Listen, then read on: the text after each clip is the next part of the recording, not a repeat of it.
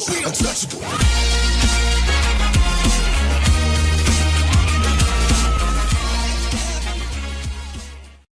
Press the subscribe button and click the bell notification icon as a sign of support. What is up guys, it's your host Th11 Gamer here. In this video we'll be discussing Town Hall 11 GibowitchBoWitch attack. Well, this is the same old attack using the mass witches, however the manner of deployment of the troops and the combination of giants and the spells is little bit different, which will assure you a 3 stars over any maxed out Town Hall 11 base. If you look at this base, it's a pretty good maxed out Town Hall 11 base, having the Inferno towers and everything maxed out. So basically, in this kind of attack, you will be using around 6 giants, 12 witches, 15 bowlers, clan castle filled with bowlers, your heroes, 3 jump spells, 2 rage spells, 1 heal spell and 1 poison spell. The first step of any attack is to decide from where you should enter the base. Well, on this base, if you notice that there is a plain walking path over this segment of the base. So troops can enter the whole compartment, whole base basically, without hindrance of any walls. So he decided to enter from the top hand side of the base, that is this side of the base. His entry point was clear. So in this kind of attack, what you need to do is that you need to drop your 6 giants over this 2 segment of the base. So 2 giants over here. The giants are used as a tanking tool. The second step is that you will be dropping your witches in a particular straight line. You can call it an Asian wall style. And after your witches have been deployed, you drop your line of the bowlers after the witches. So basically, your witches and the bowlers will be surrounding the entire side of the base of your entry point, and your giants will be using as initial tanking point. Now the jump spells will be used. First jump spell will be used to enter the base. Second jump spell will be used over this segment to help his troops reach the different areas of the base. And the third jump spell will be used over here so that the troops can technically reach the entire base. The heal spell will be used near this town hall where there are high hit point structures and where the units will be clumped up to be protected against the splash damages of different defenses. Basically, in this attack, your troops get into the base, you drop the first rage spell, a poison spell, and you use the Grand Warden's ability to help your troops defend against the damage of the Inferno towers as well as clan castle troops, and use your final jump spell at the end of the base to help your troops clear out this entire section of the base. We'll watch now the replay and see how the attack works out. So this is the dropping of the giants. The giants are used as a tanking tool which will protect the witches. The witches are dropped after the giants in a particular line. The first jump spell is down. The bowlers are being dropped in an Asian wall style, and your heroes and the clan castle will be dropped near the center of the base. The troops will be entering the base. There will be second jump spell will be dropped near the core of the base, helping this troop to defend against the defenses. And now as soon as the clan castle troops as well as enemy archer queen comes out, he uses the Grand Warden's ability as well as the heal spell to help all those troops remain alive. The second rage spell has been deployed near the center of the base where there are high hit point structures, and now only the third jump spell will be dropped near the bottom end side of the base to help these troops with the Inferno tower and different segments of the base. So basically, this is it guys. This is as simple as it looks. So basically, these guys are wrecking this base like anything.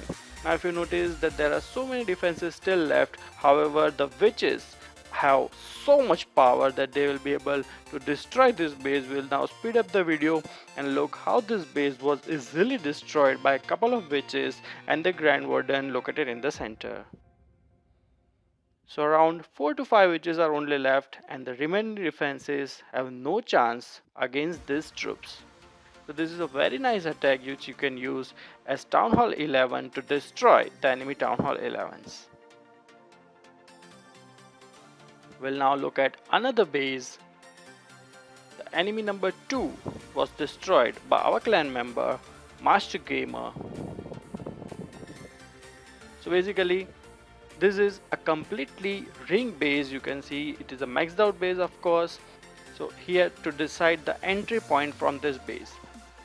So he is using the same army composition that BabyLoon used. He uses 6 giants, 10 witches, 13 bowlers. He uses 6 wall breakers because he wants to break into the first layer of the wall using the wall breakers. He doesn't want his troops to clump up. Basically, he uses 3 jump spells, 2 raid spell, 1 heal spell, and the army composition is as simple as that.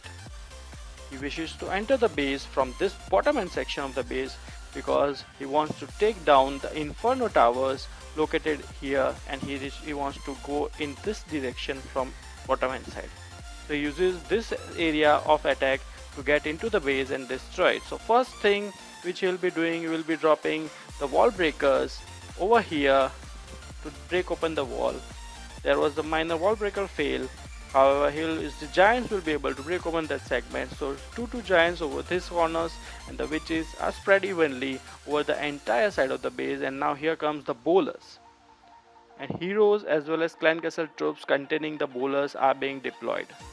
Jump spell will help these troops reach the Inferno tower and the core of the base, while the bowlers and the witches are clearing the bottom end section of the base. Both the sides are being handled by the bowlers. He uses the Grand Warden's ability as soon as the single Inferno tower focused on one of his heroes. So basically, the single Inferno towers are very dangerous because they can destroy your maxed out heroes very soon. However, the witches can distract the single Inferno towers, and it is very bad in the current meta to have the single Inferno towers. So he used his jump spell to reach the Inferno tower segment, and his troops are getting this base getting destroyed because of the witches. They spawn so many skeletons as fast as possible, and these troops have now almost taken over this base, and there are very few defenses left on this base to be protected against the queen as well as the witches.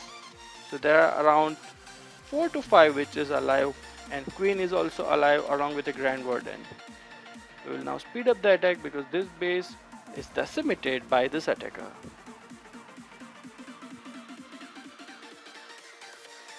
So this is a very nice and straightforward attacking technique which you can use to take out the maxed out Town Hall 11 bases in your present war. We will be looking at one more replay, which is on enemy number 17, made by our clan member Set. Well, in this attack he uses one free spell instead of the heal spell. The attacker starts his attack from this top end side of the base because he wants to take down this enemy archer queen as soon as possible. Moreover, the eagle artillery is also located towards this side, so he starts his attack from this segment. He'll be dropping the giants, the witches and the bowlers in similar fashion and using the jump spells to reach the core and destroy it. We'll start the attack. The attacker will be dropping the giants in the beginning to act as a tanking tool.